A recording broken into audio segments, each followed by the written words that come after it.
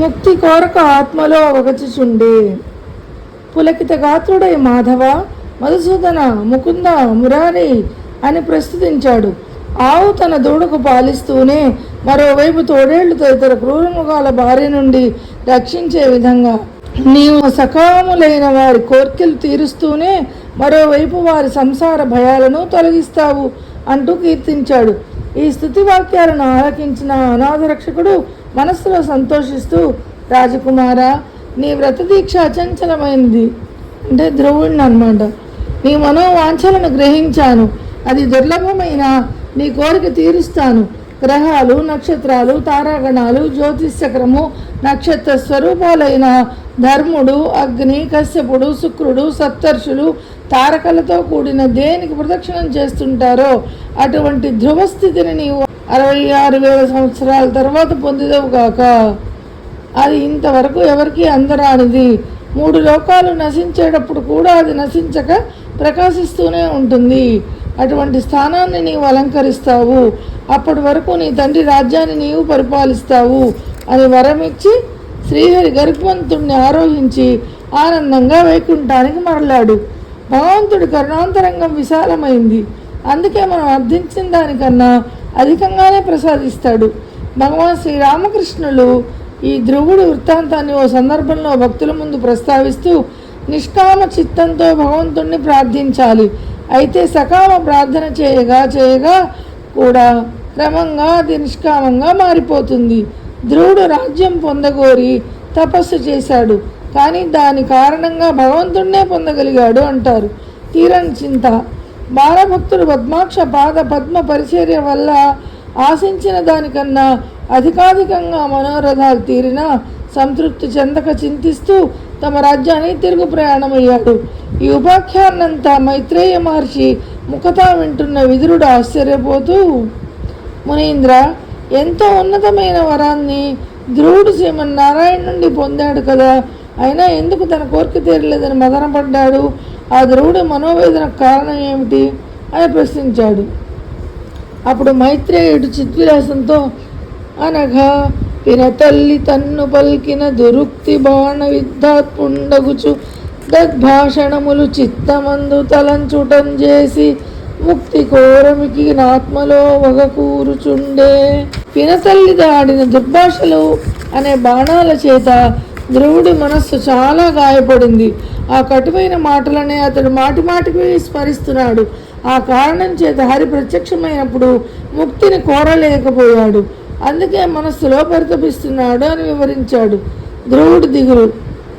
ఆ దివ్యాత్ముడు అత్యున్నతమైన పదాన్ని ప్రసాదించిన ధ్రువుడికి తను చేసిన తప్పిదం స్ఫురించింది.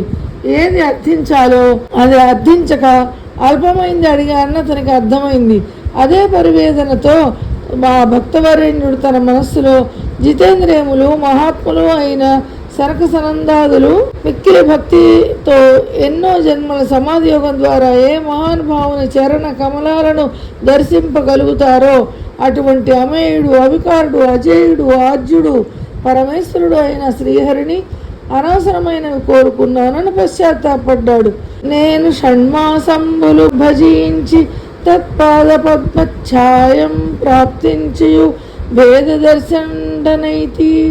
అక్కట ఎట్టి భాగ్యహీనుండనైన నేను భవనాశకుండైన అతని పొడగనియు అస్వరంభములైన కామ్యంబు అడిగి తిని 6 నెలలు భజించి ఆ పరమాత్మ పాదపద్మాల ఛాయలో రక్షణ పొంది కూడా భేద బుద్ధిని వదిలిపెట్టలేకపోయాను. అయ్యో, ఇటువంటి భాగ్యహీనుడనైన నేను జనన మరణాశకుడైన శ్రీహరిని దర్శించి ఆయన కృపకు పాత్రుడనై కూడా అస్వరమైన కోరికలనే కోరుకున్నానని బాధపడ్డాడు. మనం కూడా నిరంతరం భగవంతుడి ముందు ఎప్పుడు ఏదో యాచకుల్లాగా నిలబడుతూ ఉంటాం. అత్యున్నతమైన జనన మరణాల రాహిత్య స్థితిని అర్థించకుండా అశాశ్వతమైన లౌకిక సుఖ సౌకర్యాల కోసం వర్చిస్తూ ఉంటాం. అందుకే భగవాన్ శ్రీ రామకృష్ణ పరమహంస ఇలాంటి అల్పబుద్ధులను ఎత్తి చూపుతూ, ఓ సామాన్యుడు ఎన్నో ప్రయాసలకు వచ్చి మహారాజుని దర్శించుకున్నాడట. ఆయన కష్టానికి కరిగిపోయి ఆ రాజు అతన్ని నీకేం కావాలి అని అడిగితే గుమ్మడికాయలు, పుచ్చకాయలు కావాలన్నాడట. వజ్రాలు, వైఢూర్యాలు ఇవ్వగలిగిన మహారాజును అల్పమైన కూరగాయలు అడిగిన సామాన్యుడిలాగా రాజరాజేశ్వరుడైన పరమాత్మ ప్రత్యక్షమైతే తుచ్చమైన కోరికలు కోరుతున్నావు. భక్తి, జ్ఞానం, వైరాగ్యం, మోక్షం వంటి అమూల్యమైనవి అడగటం మరిచి లౌకికమైనవి అపేక్షిస్తున్నాం అంటారు. ఇలా ఆనాడు ధ్రువుడు కూడా తనలో తాను వ్యాకుల పడుతూ విచారవదనంతో ధనహీనుండు నృపాలు చేరి మిగులన్ దాటిన్ ఫలీకారమిమ్మని అర్థించిన రీతి ముక్తి ఫలదుంపుడైనట్టి పంకేజలోచనుడే చాలా ప్రసన్నుడైన తనిని సాంసారికం బద్ధి కోరిన నా వంటి విమూఢ మానసులు దాత్రిం కల్గిరే ఎవ్వరున్. మోక్షాన్ని ప్రసాదించే తా పరాత్పరుడు ప్రత్యక్షమై ప్రసన్నతతో వరాన్ని కోరుకోమంటే ధనహీనుడు రాజదర్శనం చేరి వరిపొట్టును ఇప్పించమని కోరినట్లు నేను ఈ సంసార బంధాన్ని కోరుకున్నాను. నాలాంటి మూర్ఖులు ఈ భూమిపై ఎవరుంటారు అని తను తాను నిందించుకున్నాడు. ధ్రువుడు మనస్సులో గతం తాలూకు గాయాలే మెదలుతూ ఉండడంతో శ్రీ మహావిష్ణువు సాక్షాత్కరించిన మోక్షాన్ని ఆకాంక్షించలేకపోయాడు. భూమండల ఆధిపత్యాన్ని, అరుదైన ధ్రువమండల స్థానాన్ని పొందిన ఆనక పశ్చాత్తాపడ్డాడు. ఉప్పొంగిపోయిన ఉత్తానపోదుడు. ఆ తర్వాత ధ్రువుడు జరిగిన దానికి ఒకచి లాభం లేదనుకుని పొందిన దానితో సంతృప్తిపడి దామోదరుడి దర్శన ఫలంతో రాజ్యానికి తిరుగుముఖం పట్టాడు. ఈ కబురు ఆయన తండ్రి ఉత్తానపాదుడి దాకా వెళ్ళింది. ఆయన ఉప్పొంగిపోయాడు. పెద్ద ఉత్సవాన్ని ఏర్పాటు చేసి ఉత్సాహంతో కుమారుడికి ఎదురెళ్ళాడు. కొడుకును చూడగానే గట్టిగా కౌలించుకుని ముద్దు పెట్టుకున్నాడు. అతని గడ్డము నిమిరి వెర్రి ఆనందంతో నోటమాట రాక కన్నుల వెంట నీరు కారిపోతూ ఉంటే ఆ బాష్పధారణ చేత ధ్రువుడు తల తడిచిపోయింది. తండ్రి అలా కౌగలించుకుంటే ఆ ఆలింగనంలో నుంచి జారిపోయి తండ్రి పాదాల మీద పడి శిరస్సు తాకించి ధ్రువుడు నమస్కరించాడు. కానీ ఇప్పుడు అప్పట్లో మారం చేసే కొడుకు కాదని, ఎంతో పరిణితిని సాధించిన పుత్రరత్నమని ఉత్తానపాదుడు తెలుసుకోలేకపోయాడు. విష్ణు బలంబు పొందుదువు. ఇలా తపోబలంతో రాజ్యానికి తిరిగి వచ్చిన ధ్రువుడిని ఆలింగనం చేసుకుని తండ్రి ఉత్తానపాదుడు, తల్లి సునీతి తన్మయులయ్యారు. పినతల్లి సురుచి తనకు నమస్కరించవచ్చిన ధ్రువుడిని లేవనెత్తి నవ్వు ముఖంతో ఎత్తుకొని కౌగిట చేర్చుకుంది. తమ్ముడు ఉత్తముడిని ధ్రువుడు ఆత్మీయంగా హక్కున చేర్చుకున్నాడు. పురజనులు ధ్రువుడి ఘనతకు పులకరించిపోయారు. ఉత్సాహంతో ఉత్సవాలు జరుపుకున్నారు. రాజర్షి అయిన ఉత్తానపాదుడు అద్భుతమైన కొడుకు ప్రభావానికి అబ్బురపడ్డాడు. ధ్రువుడికి ప్రజలపై గల అనురాగానికి, ఆ ప్రజలకు ధ్రువుడిపై గల అభిమానానికి ఆనందపడ్డారు. కొన్నాళ్లకు అతన్ని రాజ్యానికి పట్టాభిషిక్తుడిని చేసి సుగతిని పొందటానికి తపోవనానికి తరలిపోయాడు.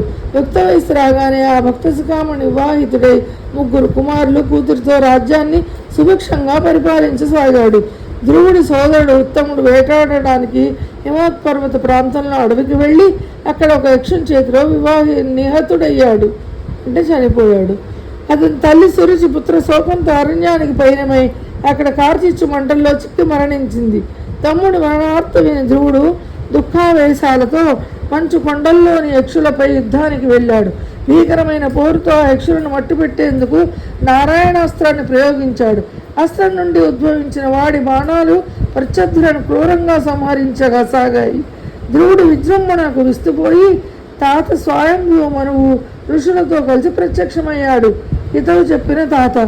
మనవుడి ఆగ్రహాన్ని చూసి మనువు ఆశ్చర్య పొంది, ధ్రువ కుమార, మనుకులంలో పుట్టిన పుణ్యాత్ముడవు, ఒక్కని కోసం ఇంతమందిని వధించావు. ఇలాంటి విపరీత చర్య నీకు తగదు. శ్రీహరి భక్తులైన సజ్జనులకు పశువుల ప్రాణులను హింసించడం సబబు కాదు అంటూ మహాత్ములయందు తితిక్షయు, సములయందు మైత్రియు, హీనులయందు కృపయు, నిరంతరములు సమస్త జంతువులందు సమత్వమును కలిగి వర్తించు. వానెందు సర్వాత్మకుండైన భగవంతుడు ప్రసన్నుడగు. తనకంటే గొప్పవారి విషయంలో సహనభావం, తనతో సమానులైన స్నేహభావం, తనకంటే తక్కువ వారి యందు దయా, మిగిలిన సమస్త ప్రాణులందు సమభావం కలిగి ప్రవర్తించే వారిని సర్వాంతర్యామి అయిన భగవంతుడు కరుణిస్తాడని హితవు పలికాడు.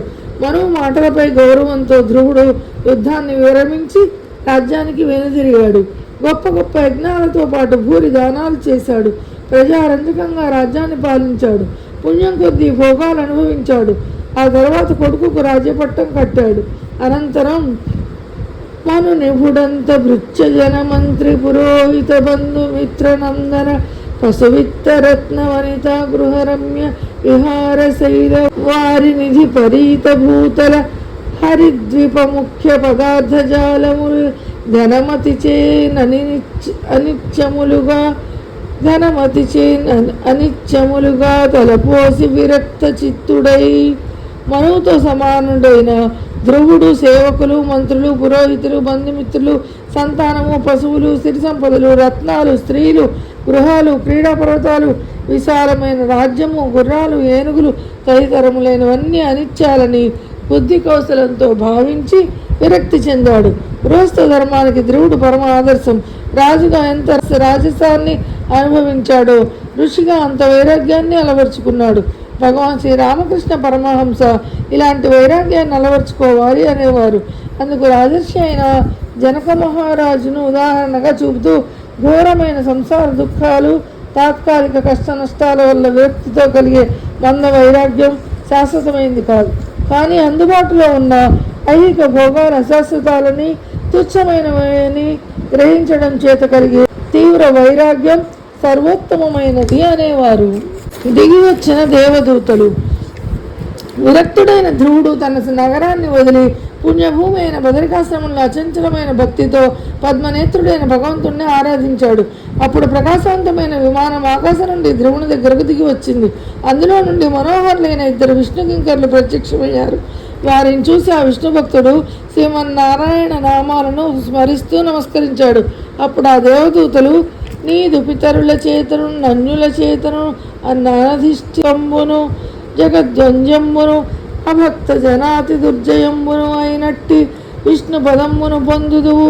రమ్మిది విమాన శ్రేష్టం ఉత్తమ శ్లోక జనమౌళి అయిన శ్రీహరి పుత్తించే. ఏ స్థానాన్ని పండితులు అన్నిటికంటే శ్రేష్టమైనదని భావిస్తారో, సూర్యచంద్రులు, గ్రహాలు, నక్షత్రాలు, తారాగణాలు ఏ పదానికి ప్రదక్షిణం చేస్తూ ఉంటాయో, దేన్ని మీ తాత తండ్రులు ఇతరులు పొందలేకపోయారో, ఏది జగద్వంద్యమో, దేన్ని భక్తులు కానివారు పొందలేరో ఆ విష్ణు పదాన్ని నీవు పొందబోతున్నావు. రావయ్యారా, ఇదిగో ఈ విశేషమైన విమానాన్ని శ్రీహరి నీ కోసం పంపించాడని వివరించారు. ఆ క్షణంలో సురదుందుభిపణవానక మురజాదులు మొరసె విరుల ముసురు గురిసె కిన్నర గంధర్వుల పాటలు భరితములై చెలగెనప్పుడు భవ్య చరిత్ర. దేవతలు నగారాలు, డోళ్ళు, తప్పెటలు, మద్దెలలు మోగించారు. పూలవానలు కురిపించారు. కిన్నరులు, గంధర్వులు మంగళగీతాలు పాడారు. ధ్రువుడు దేవలోకానికి పయనమయ్యాడు. ఆ సమయంలో ధ్రువుడు కన్న తల్లిని ఎలా విడిచిపోవడమా అని విచారించాడు. కానీ విష్ణు భక్తులు అతనికి ముందు విమానంలో పోతున్న సునీతిని చూపించారు. అప్పుడు ధ్రువుడు సంతసించాడు. తన తల్లి అయిన సునీతిని చూసిన తర్వాతనే ధ్రువుడు విమానాన్ని ఎక్కి బయలుదేరాడు. దేవతలు ఎడతెరిపి లేకుండా పూలవానను కురిపిస్తుంటే సంతోషంతో ప్రయాణించి గ్రహమండలాన్ని, 3 లోకాలను, సప్తర్షి మండలాన్ని దాటి ఆ పైన విష్ణుపదాన్ని చేరుకున్నాడు. పుణ్య ఫలశ్రుతి. భక్త ధ్రువుడు ఉపాఖ్యానాన్ని మిక్కిరి భక్తి శ్రద్ధతో వినినా పఠించిన ఆ సజ్జనులకు ఎంతో పుణ్యం దక్కుతుందని పరీక్షిత్తు సుఖమహర్షికి అభయమిస్తూ, సబల భక్తిని వినునట్టి సజ్జనులకు క్లేశనాశమ్మును మహాప్రకాశమ్మునునైన భగవద్భక్తియు శీలాది గుణంబులను కలుగు. మరియు తేజమ్మును మనక్కామునకు మనంబును నిష్కామునకు తత్వ విజ్ఞానంబును కలుగు. దీని వినిపించు వారికి దేవతానుగ్రహంబు కలుగు అంటారు. ఆ మహర్షి మాట ప్రకారం నేటికి శ్రీమద్ భాగవతంలోని ఈ కథనాల పారాయణంతో సమస్త కష్టాలు నశింపజేసుకుంటున్న, పరమ పవిత్రమైన భగవద్భక్తిని పెంచుకుంటున్న, సచ్చీలం అలవరుచుకుంటున్న మహానుభావులందరూ. అంగరాజుకు లేక కలిగిన కుమారుడు వేణుడు తల్లిదండ్రుల పేరు నిలబెట్టాల్సిన తనయుడు వారికే తలవంపులు తెచ్చేటట్లు మసలుకున్నాడు. సుపుత్రుడు కాలేని కొడుకు కన్నా అసలు పుత్రుడే పుట్టకపోవడం సుఖమనేలా ప్రవర్తించాడు. పృథు చరిత్ర. ధ్రువుడి వంశపరంపరలలో ప్రజాజకంగా పరిపాలించిన మహారాజుల్లో అంగరాజు ప్రముఖుడు. అతడు సజ్జనుడు, సుశీలుడు. అతని ధర్మపత్ని సునీధ. అయితే దురదృష్టవశాత్తు ఆ దంపతులకు చాలా ఏళ్ల వరకు సంతానం కలగలేదు. అప్పుడు మహర్షుల సూచన మేరకు అంగభూపతి ఎంతో భక్తి శ్రద్ధలతో పుత్రకామేష్టి యాగాన్ని తలపెట్టాడు. ఆ యజ్ఞపరంగా దంపతులకు 12 కుమారుడు కలిగాడు. అతడు వేణుడు అన్న నామకరణం చేసి సునీధ, అంగరాజులు ఆ బాలుణ్ణి అల్లారు ముద్దుగా పెంచుకోసాగారు. అయితే ఒక వయసుకు వచ్చాక వేణుడి ప్రవర్తన పక్కదారి పట్టింది. ఆటలాడుతూ తన 7 పిల్లల్ని ఈడ్చుకొని వచ్చి జాలి లేకుండా జంతువులను చంపించినట్లు చంపేవాడు. క్రూర కిరాతకంగా బాణాలు ధరించి సాధు జీవాలను వధించేవాడు. ఇలా పాప మార్గంలో పయనిస్తున్న కొడుకును అంగరాజు ఎన్నో విధాలుగా దండించాడు. అయినా తనయుడు చెడు నడతను మానపలేకపోయాడు. అప్పుడు తనలో తాను దుఃఖిస్తూ అనయమునిట్టి కుపుత్రుని కని పరితాపంబు పొందు కంటెను ధరలో ననపచ్చుండగు టొప్పును వరజాక్షు భజించునట్టి వాడగువాడున్. ఇటువంటి చెడ్డ కొడుకును కని దుఃఖించడం కంటే సంతానం లేకుండా ఉండడమే ఎంతో మేలు. అప్పుడు భక్తితో భగవంతుణ్ణి భజించడానికైనా వీలు కలుగుతుంది కదా అని మనసులో మదనపడ్డాడు. చెడ్డ కొడుకు వల్ల ఏ తల్లిదండ్రులకైనా అపకీర్తి, అందరితో విరోధం, మనోవేధ తప్పవు కదా అని అంగ మహారాజు ఆవేదన పడ్డాడు. ఇటువంటి పుత్రునిపై వ్యామోహం విడువలేని వారి ఇల్లు దుఃఖానికి నెలబవుతుందని, శోకం కలిగించే పుత్రుని వల్ల అనేక కష్టాలు సంభవిస్తాయని కుమిలిపోయాడు. కొరగాని కొడుకులందరూ నేటి సమాజంలో కూడా వేణుడిలా తమ విశృంఖల వ్యవహారాలతో కన్నవారిని కన్నీటి పాలు చేస్తున్న కుపుత్రులు కోకొల్లలు. ఏ తల్లిదండ్రులైనా పుత్రోత్సాహంతో తమ జీవితాన్ని పండించుకోవాలని తాపత్రయపడతారు. తనయులు తమను పున్నామ నరకం నుండి తప్పించాలని తహతలాడతారు. కానీ అంగరాజు లాంటి అభాగ్యులకు కొడుకులు పున్నామ నరకం నుండి తప్పించడం అటుంచి ఈ భూమిపైనే ప్రత్యక్షంగా ఆ నరకాన్ని చూపెడుతూ ఉంటారు. అలాంటి పాప సంతానాన్ని ఉద్దేశించి భద్రపాలుడు తన సుమతీ శతకంలో కొరగాని కొడుకు పుట్టిన గొరగామియే కాదు తండ్రి గుణముల చెరకు తుద వెన్ను పుట్టిన చెరకున తీపెల్ల చెరచు సిద్ధము సుమతి. చెరకు చివరిలో వెన్ను పుట్టి ఆ చెరకులోని తీపినంతటిని ఏ విధంగా పాడు చేస్తుందో ఆ విధంగానే నిష్ప్రయోజకుడైన కొడుకు పుడితే అతను వ్యర్థమవడమే కాక తన తండ్రికున్న మంచి పేరు కూడా చెడగొడతాడని ఉద్ఘాటిస్తాడు. ఇలాంటి కొరగాని కుమారుల వల్ల కుటుంబాలకే అప్రతిష్ట. వైరాగ్య మార్గంలో నిశ్చితంగా పరిశీలిస్తే సజ్జనుడైన వాడికన్నా దుర్జనుడైన వారసుడి వల్ల తల్లిదండ్రులకు ఈ జీవితంపై విరక్తి కలిగి వైరాగ్య మార్గంలో త్వరగా మరలే అవకాశం ఎక్కువ. అందుకే అంగమహారాజు ప్రయోజకులు కాని పుత్రులను పొందడం కన్నా అసలు సంతానమే లేకపోతే మరింత చక్కగా భగవంతుని ఆరాధించవచ్చని, సంపూర్ణంగా అంతర్యామిపై ఆధారపడవచ్చు కదా అని సమాలోచించాడు.